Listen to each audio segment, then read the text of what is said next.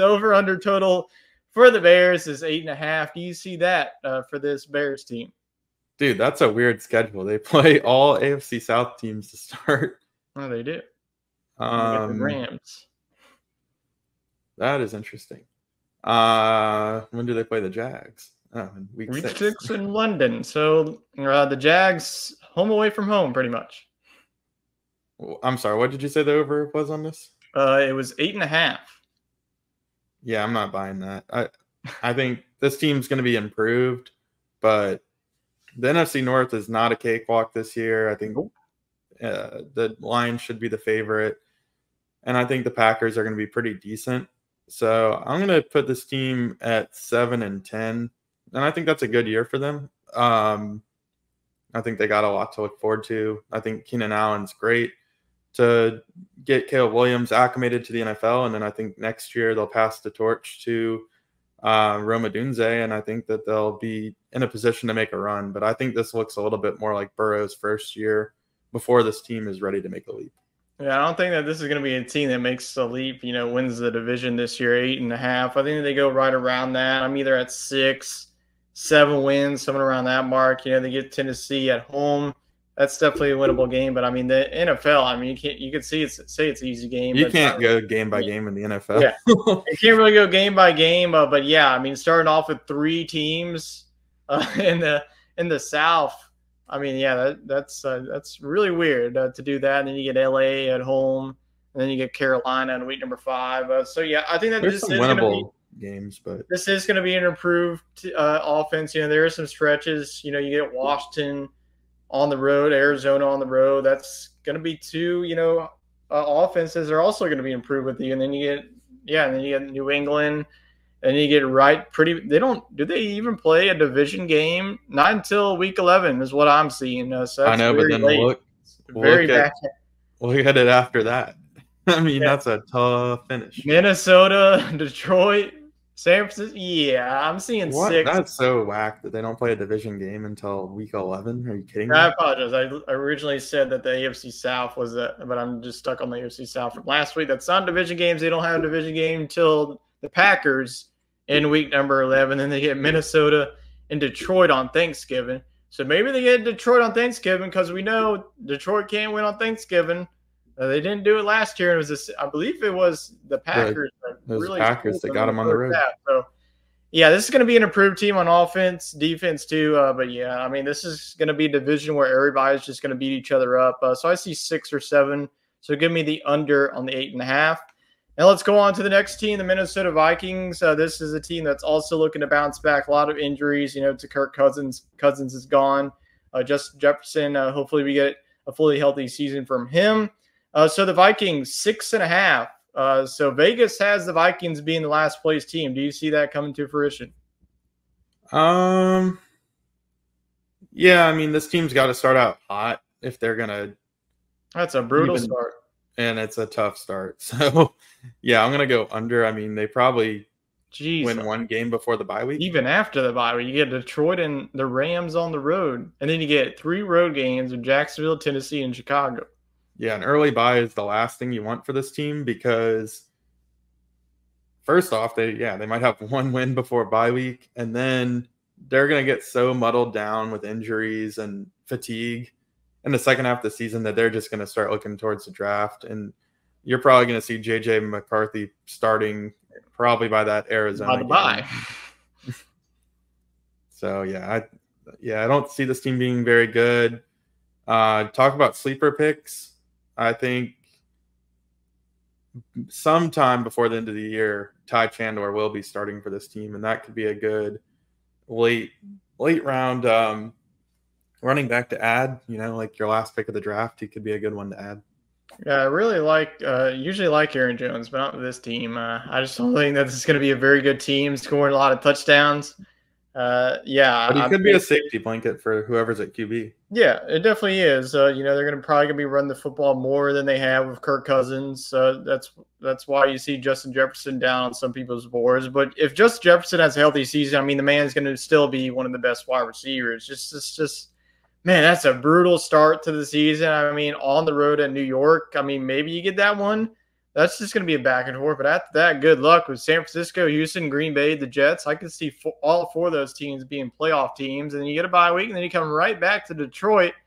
And this is going to be the last place team in the NFC North right here.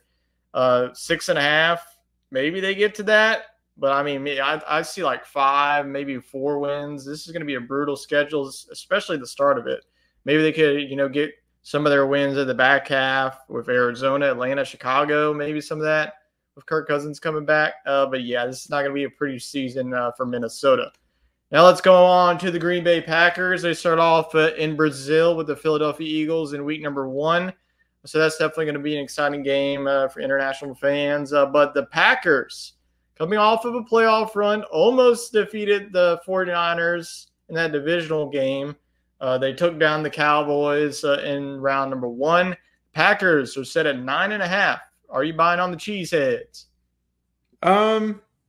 Yeah, I like them right around there. I think 10 wins is doable. I like Jordan Love a lot. I think that he's no doubt a top 15 quarterback in the league. And I think that I'm a little concerned about his weapons at wide receiver. Who's going to step up and be that wide receiver number 1? And then the health at running back is a little thin right now. Marshawn Wood's banged up. A.J. Dillon, I think he's a little banged up, and he hasn't really been that great. You do have Josh Jacobs. If he can play like he did 2 years ago, I think this team's going to be phenomenal. I think things are on the up in Green Bay. I don't think they're nearly as good as Detroit, but I could see him getting to 10 wins, maybe 9, and sliding in as a wild card.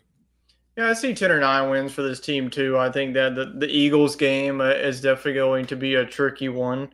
If they can win that one, I think that they could really get off to a hot start. I think getting Indianapolis at home on the road against Tennessee, which I'm not too high on that season. You get Minnesota, and then you go on the road to the Rams.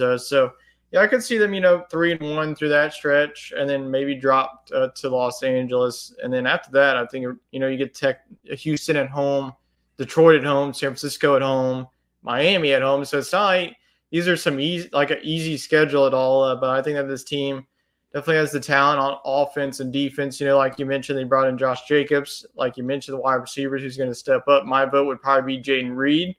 The way that he performed in week number 1, but you just never know. It could be like a receiver every week. But I think that this defense is going to play every single week and just keep him in the ball game. I think that Jordan Love, he's going to also take him a step further too. So give me 10 wins for them. But we'll see now to the next team, the Detroit Lions. They're coming off of their first divisional win in quite some time. Can they do it again? We will see. Their win total is 10.5. Do you think the Lions can get over that? Yeah, I'll give them right at that. I'll give them 11. I think they beat the Packers by a game. Not too easy of a schedule. You do start on the road there with back-to-back road games. Yeah. So I think if you split them, that's good by NFL standards. Early bye week concerns me for this team. I think contenders would typically like to have a later bye week. And like we saw for Chicago, a lot of divisional games late. And then when you come out of the divisional games, you're playing Buffalo and San Fran. So I think this is a team that could get off to a pretty hot start. But then I think they kind of slip up a little bit towards the end. But it's going to be good practice for the playoffs. And I think they go 11-6, win the division. Probably not good enough for one of the byes, but I think they'll be ready to rock. I think that this team's going to be ready to roll. Definitely not definitely a hard schedule, but that's what you get when you win the division. You get the number 1 teams in the NFC, and looks like their cross is the AFC East, I believe. No, it's the AFC South. Looks like all the NFC North teams are playing the AFC South, and then the NFC West as well. So they draw the Bills out of random, which is tough. They draw the Bills out of random since they won their division. They get all the number 1 teams. But yeah, I think I'm confident that this team can get 11 wins. If they don't, I think that can win 10 wins and maybe get the tiebreaker over Green Bay. But yeah, I mean, this is a team that I bought heavy on last season, and I still really feel confident in this team. This is going to be an offense that continues to improve, and that defense is also very young and very talented too. So looks like both of us had the Detroit Lions winning the division. Is that correct? Yeah, I got the Lions by 1 game over Green Bay. Yeah, I think that's going to be a 2-horse race. I think that the Vikings are going to get last. The Bears will probably be a cute story. Maybe they can sneak into a wild card, but it's going to be the Packers and the Lions, either of those two teams winning this division. So that is the NFC North. Now let's go to the AFC North. And let's start off with the Cincinnati Bengals. They start off their season with the New England Patriots. And then that's the preseason. My bad. Who did they start off with then? Oh, they do. Commanders. Oh, so we get Jaden Daniels and Joe Burrow. So if you're an LSU Tiger fan, that will definitely, and that's on Monday night. So that's going to be under lights for them as this Bengals team looks to bounce back after injury-riddled season. Their win total, Vegas looks like they're right on them with 10.5. So do you see, I know you know a lot about this team. So do you have the Bengals bouncing back this season?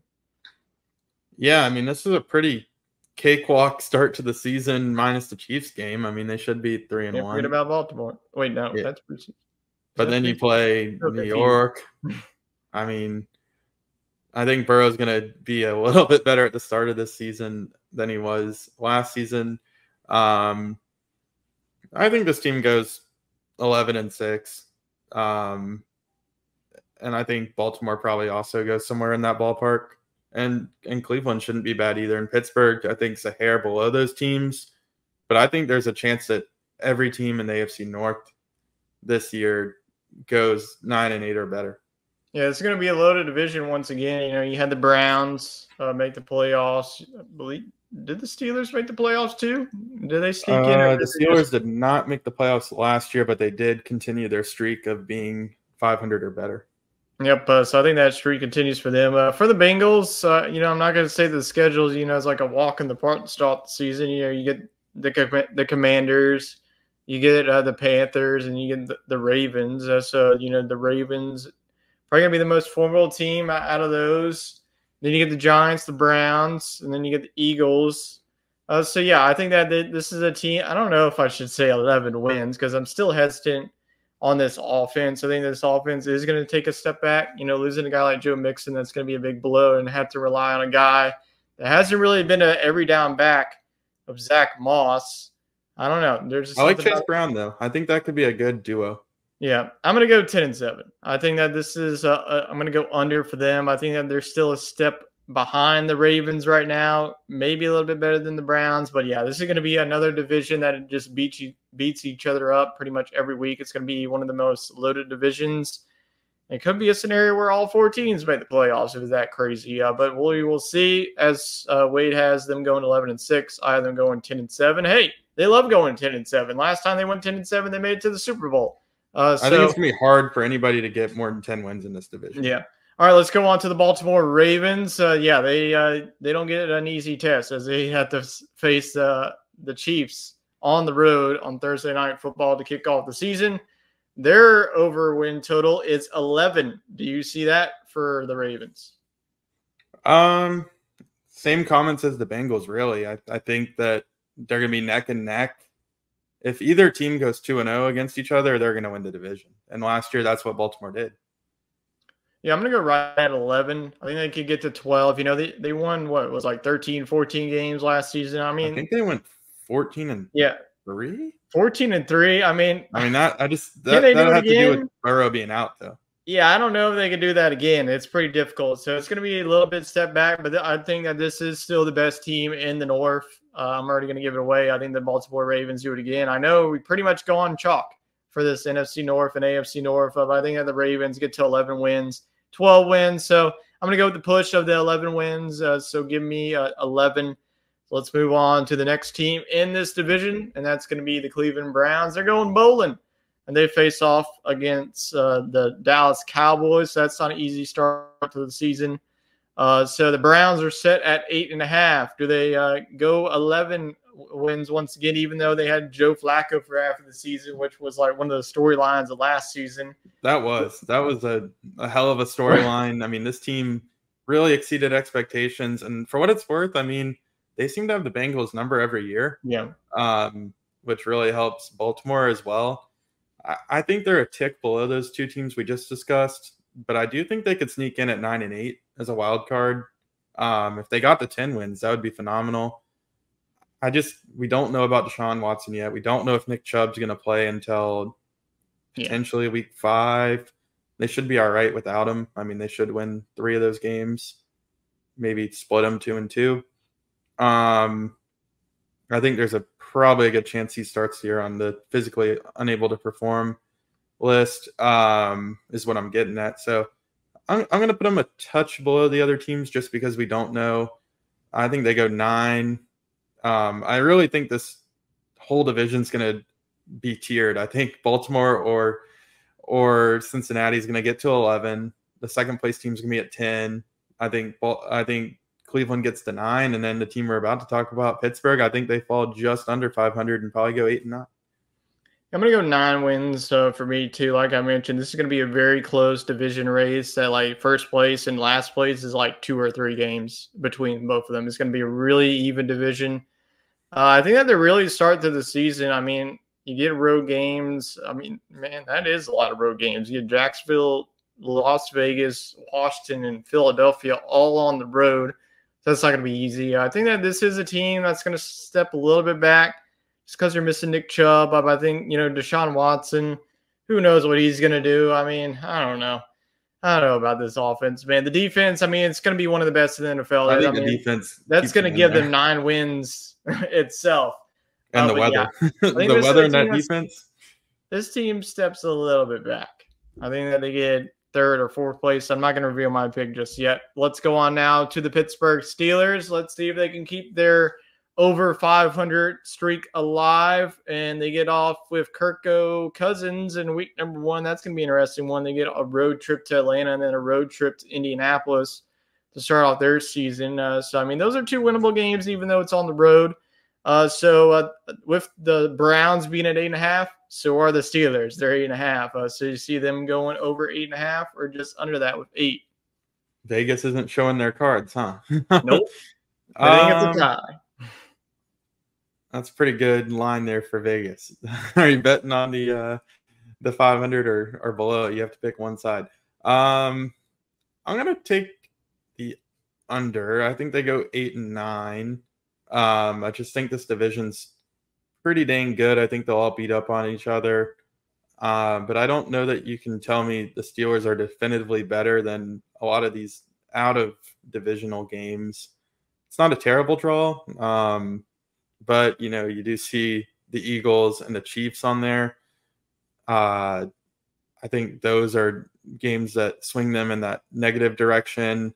They play the Jets early on in the year. I think the Jets are going to be good early in the season.